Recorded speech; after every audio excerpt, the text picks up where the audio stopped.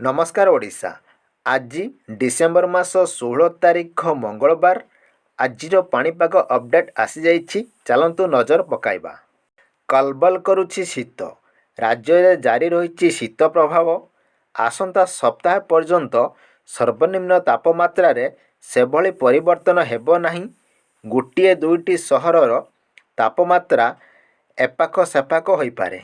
सुंदरगढ़, कंधमाल, कलाहांडी और कोरापुट जिले में केतेक स्थान में स्वल्परू मध्यम धरण कुहुड़ी होई पारे बोली आंचलिक पाणीपाग विज्ञान केन्द्र पक्षरु पूर्वानुमान करा जाइछि।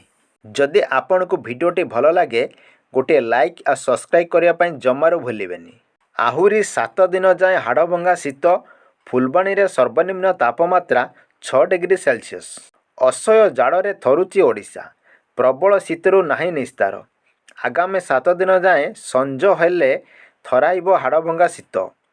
देश रे उत्तर भागरे पश्चिमा झड़ सत्वे ओडिशा शीतलहरी जारी रही। गत 24 घंटे फुलबाणी सबुठारु ठंडा स्थान पलटिछि। फुलबाणी रे सर्वनिम्न तापमात्रा 6 डिग्री सेल्सियस रेकर्ड करा जाइछि। दक्षिण आभ्यंतरण ओडिशा रे गोटिए दुईटी स्थान रे सर्वनिम्न तापमात्रा स्वाभाविक ठारू 6 डिग्री कम रही बेले उत्तर आभ्यंतरण दक्षिण उपकूल ओडिशा रे तापमात्रा स्वाभाविक ठारू 3 रु 4 डिग्री कम रेकर्ड होइछि।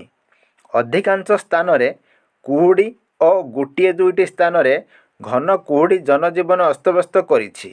राउरकेला रे घन कुहुड़ी पाई दृश्यमान क्षमता 50 मीटर को ह्रास पाइछि। राज्य रे पाग सुखिला थिले भी आसंता 7 दिन जाए शीतर प्रकोप जारी रहिबो। शीत सह बढ़िबो कुहुड़ी।